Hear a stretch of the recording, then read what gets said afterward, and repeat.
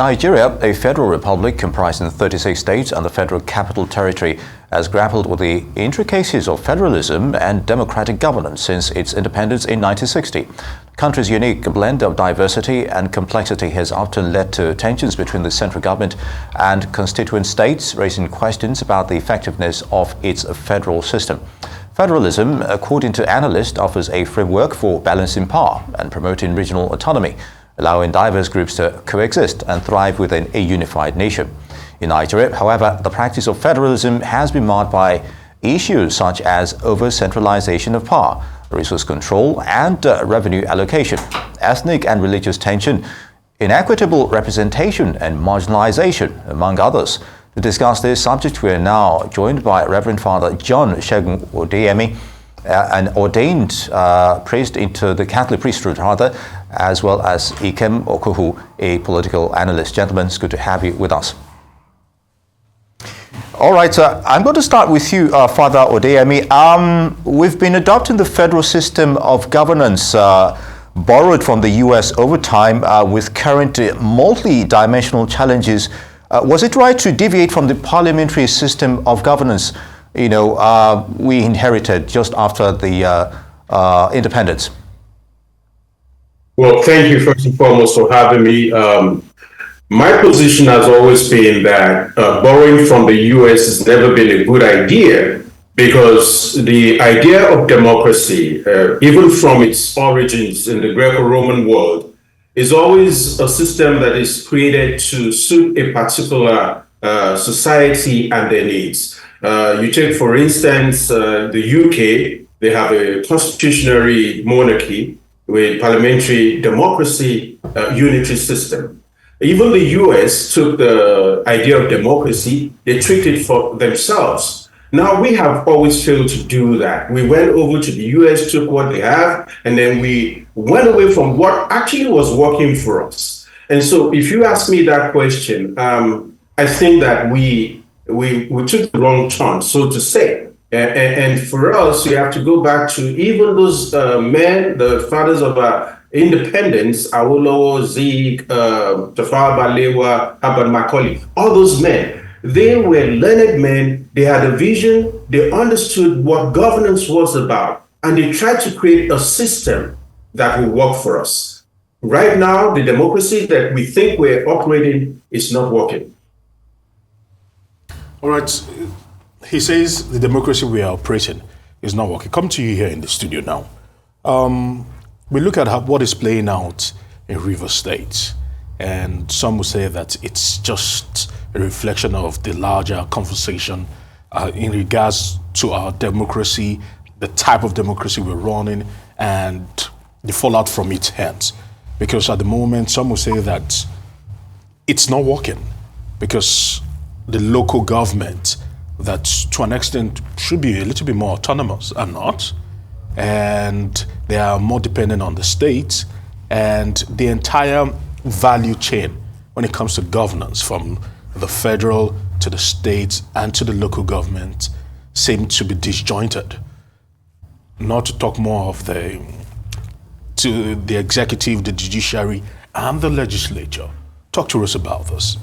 If we are going to take it from River State, I will tell you that even the system of government, talking about federal, state, and local government, is an aberration of the concept of democracy. Democracy has the federating units coming together to form it. You don't have layers of 3, you only have layers of 2. So having a local government that is autonomous within a federation that is supposed to have been formed by federating units is an aberration as far as the concept of democracy is concerned. And that is an area they have to deal with to determine whether we are operating a federal system of government or a hybrid of it, whereby even the federating units have their own constituent units. I don't know whether you understand what I'm saying. So having said that, what the Reverend was saying, right to some extent, but personally, I don't believe that there is any system of government that is entirely right or wrong. It all depends on who are the human beings behind its execution and implementation. I don't know, for instance, whether anybody in the United Arab Emirates will give anything to have a democracy. I don't think anybody from Saudi Arabia, especially if you're not counting the very minority of them that are silent.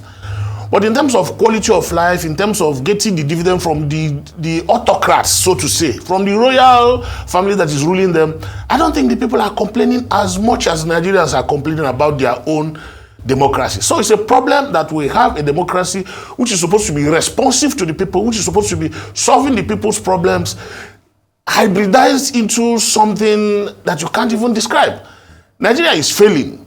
Not because we are not practicing democracy, it's because we are not following the precepts, the provisions, the principles of basic democracy, which is being a government that represents the people, standing for the people. We have a system where is demagoguery. You understand? Dictatorship of whoever is in the executive arm.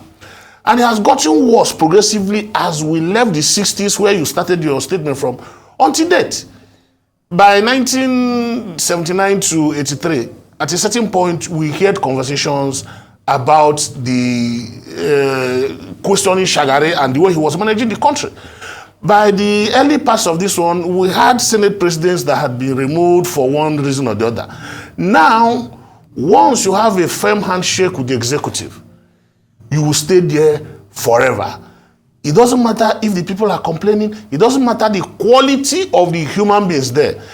As a matter of fact, what we have now is a dictatorship of the executive and a conspiracy of the other arms of government. In this regime now, I think the quickest bills that have been passed are the executive bills. The first was the one that changed our national anthem. The second is the one they are working on now for moving us to regional structure. And I know they have approved the purchase of a plane for our president, even though they are diluting by saying that they're going to sell 3. But what are the other issues that affect the people? Inflation rates has increased, has overwhelmed even the managers of the economy. People can't buy. You see people even in marketing. You have commodities and you have branded commodities. Things like tubers of yam and corn that you buy on the streets. Your people can go around. You see women cutting yam in pieces because families can no longer buy a tuber of yam. This should not be in a democracy, especially in a country as blessed as Nigeria is in terms of human and natural resources. Very good, Ikem. Now, Father Odeyemi, there's been a call for restructuring of Nigeria for a while now. Now, realistically, is that a game changer within a federal entity with multi-ethnic configuration as Nigeria's? And what are the prospects of homegrown solutions to this kind of scenario we find ourselves? I'm a firm believer that going forward, we do need to go back to the drawing board. Like if you're losing at every end moving forward, you have to go back and say, where did we get it wrong? And I think we have the capacity to do it. We have the people to do it.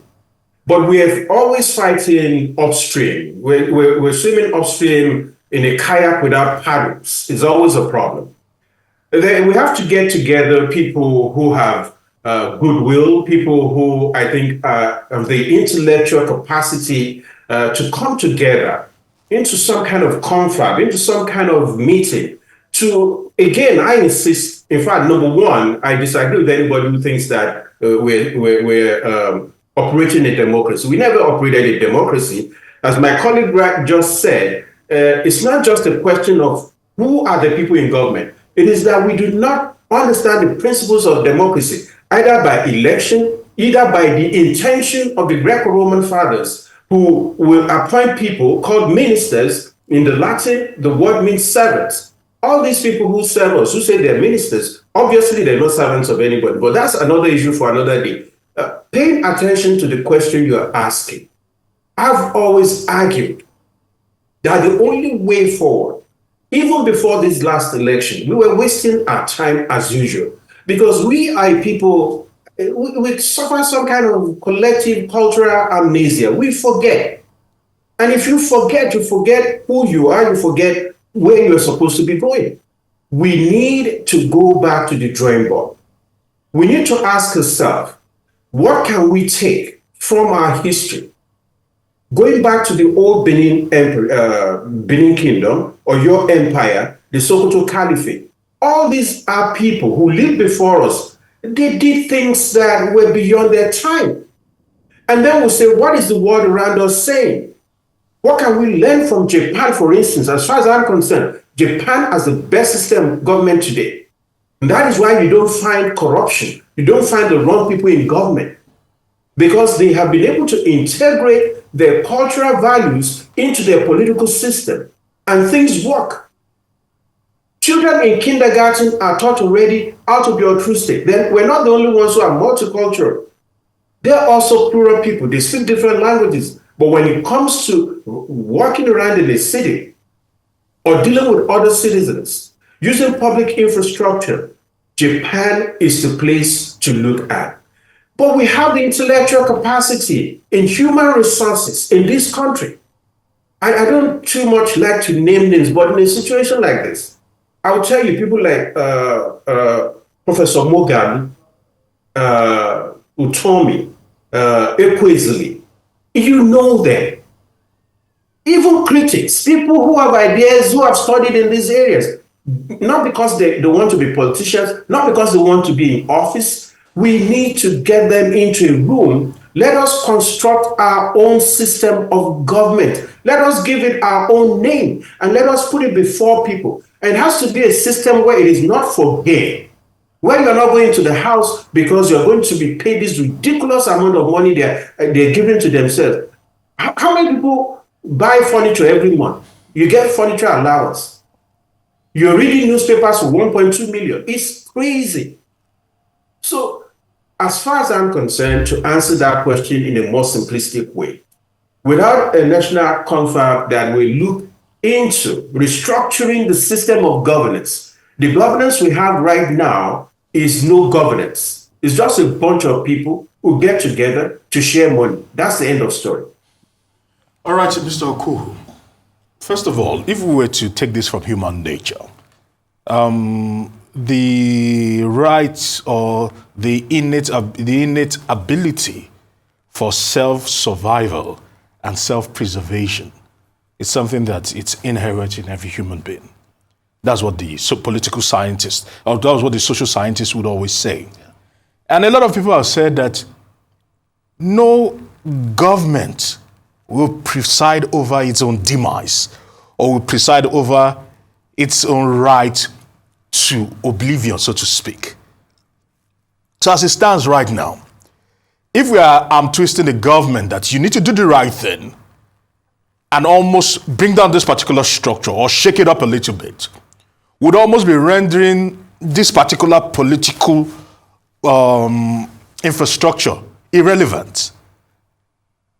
Where do we want to get the political will to do all what we've been saying?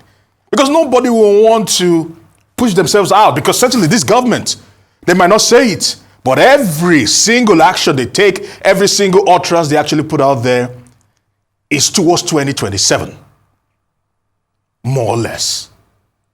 Talk to me about this.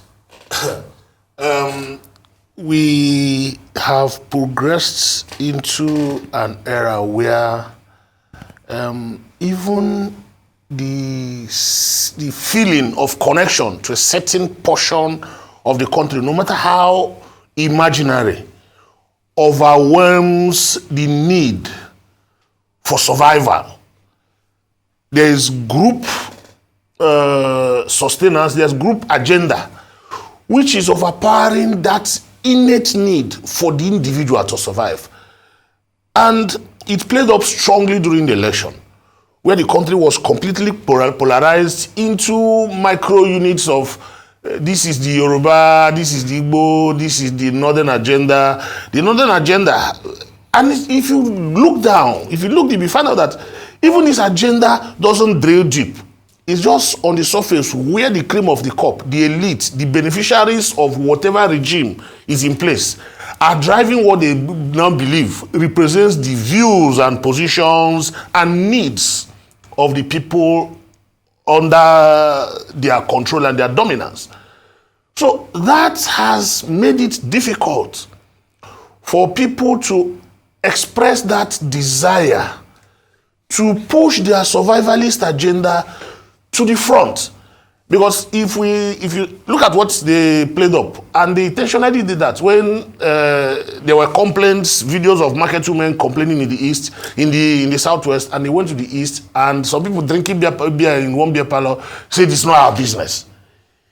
That conversation has spiked on Twitter, on Facebook, not because it is not the Igbo man's business, but because the people who are benefiting from that thing are making sure that it trends, so that it keeps polarizing those from the southeast against their brothers from the south who share the common need of going to that market to use 10,000 naira to buy a small paint bucket of tomato that they used 800 naira to buy a few years ago. So we are getting much more adrift from one another. If you go to the north, their problem now is how do we ensure that this north-south vacillation of power moves back to us even in 2027, because this person so said is not serving their interest. So that has completely divided us. And here in the southwest, this was the center of all successful agitations in the country. This was the capital of all civil society groups.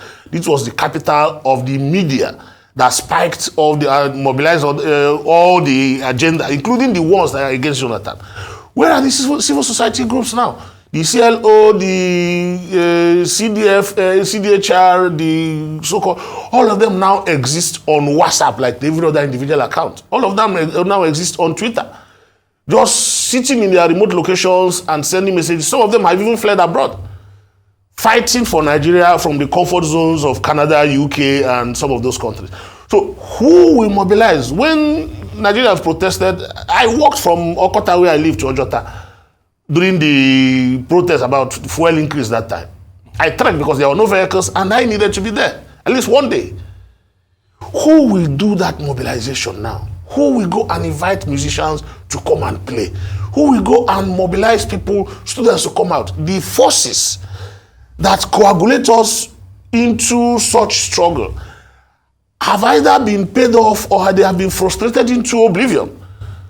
So it's a how do they say it in local? It's a long thing for us, because the centers of aggregation of these opinions have all dispersed or been dispersed by intentional dark policies of government or powers that be, or just because we can't come together. And I believe forces are responsible for this. Very good. Father Odeyemi, if you're still with us, Ikem Okuhu just mentioned, the issues of prospects of disunity here as a people to confront, when it comes to a major issue of governance. But it's also been said that resource allocation rivalries poses a major threat to democracy in Nigeria, amid the prevalence of corruption as well. So from where you are, how would you assess efforts, if any, to mitigate, scenarios such as this one, when it comes to collective commonwealth, as it were? Well, the problem with that is, over the years, if you pay attention to history, we have allowed a system that is gone beyond corruption at this time. It's something else. It's a cancer. It's eating into the system. So that even now, when you look at a young kid, about 10, 12 years old, and you send them on an errand, they don't expect you to ask for change. Back when I was a kid, when our older people sent us on an errand, you brought the change, you gave them what they sent you, they decide whether they wanted to give you something or not. Every strata of our society is become imbued naturally now into a system of corruption. And that is because those in government, by the time they entered into this oil business, by the time they decided to be giving out oil wells to individuals instead of the nation, when they decided that, yeah, we can keep drilling, but Does it matter if we know how much we drill in a day? Does it matter who is bunkering? Does it matter who is brought a ship from somewhere and loading it on daily basis? The moment a president in Nigeria in history said about a previous president who had looted money, it says, let us go and ask the family how much they will return. Those were the moments historically where people started from stealing millions. We went then into billions. Now they're stealing trillions. There's always that historical part of the whole story. Resource allocation is one of the major issues in Nigeria today. And it brings me back to exactly what I really want Nigerians to start thinking about. We have to change our mindset. We have to change the system. The system is not working. And my colleague just made a point that I will just quickly refer to, saying that people can make comments from the safety of wherever they are. We all can't be in Nigeria. But if I got up at 5 a.m., it's because I think there's something important to me to be here to have a voice. I was home just about 2 weeks ago. I presented a book on Nigerian politics. I'm working on that because I love my country. I know if I do not return home by myself, someday somebody's going to bring me in a box. And I prefer to come home by myself. And I prefer to come to a safe country. Having said that, the question of resource allocation, we need a government that is less focused on sharing money. This is the bane. Why are you who are home saying it is well when it is not well? These are the language of defeatist people. You're asking who will gather these people. They are intelligent people. Look at the man who is this Soludo, the one who was deposed Emir in Kano, now reinstated. That's an intelligent man. We have people all around, and we can come together and propose something that defeats the system. If you propose something that makes sense to Nigerians, and you're willing to make the sacrifice, for instance, say that, like I think it's Sweden, where parliamentary work is by the side. You have a job that you do. Nobody pays you extra than the sitting allowance. When you're going to parliament, you get on the train or you ride a bicycle. Most of these Nordic countries are like that, and they're more successful than us. Let all these big names take away personal desire, take away whatever it is their dreams. Let us first configure an idea of a government that can work for us, that can work for our people, that will take away all this suffering. The governments are too large. The things we're spending money on is unnecessary. Just like you mentioned, what does our president need a private jet for right now when we do not have a national carrier? It's all about the president. It's not about the people. And the president is supposed to be about the people. So when all is said and done, we need to change our mentality. To even the idea of this zoning, somebody brought it up and it's never done anything for us. The best of us must rule the rest of us. The best of us may be another Muslim. If we're altruistic enough, if we want a society that will work, we all must see how altruistic is, how objective is. We must be able to vote him. I've never been supportive of this zonal system. It is not working for us. You go, you say it's the turn of the North, it's the turn of the South. I'm voting because it's Yoruba, I'm voting because it's Christian, I'm voting because it's Muslim. Where has it led us? I don't care. Go bring me an atheist. All right, Father Odeyemi, permit me to just, as we wrap up this conversation, to come to you, Mr. Okuhu. As we try to wrap it up, he said a lot, but these agitations, these conversations have been continuous. These are not new agitations, these are not new conversations. And some say it's only getting worse because it is almost clear to some that the political class will always look after themselves before the citizenry. And how do we change that? Like you said earlier on, that governance is enshrined in that particular ethos, that it's for the people, by the people, and with the people. Okay, yeah. Before I go to let me respond to the question he asked him about resource allocation. We don't have any problem with resource allocation as much as we have with resource utilization. I worked on a few projects around the Niger Delta as a journalist, as a media person, and if you check the intervention agencies for that region alone, at a point, I think they are trying to right size, if I may use that expression now. But you had the NDDC, you had the one for the militants, you had the one for, there are about 5 of them. And all of them had billions. So what we should do is to leave this resource allocation to chase the matter of resource utilization. Who gets what? What problem does our money solve? Are we building refineries? Are we building roads? Are we creating employment? Are we taking people back to school?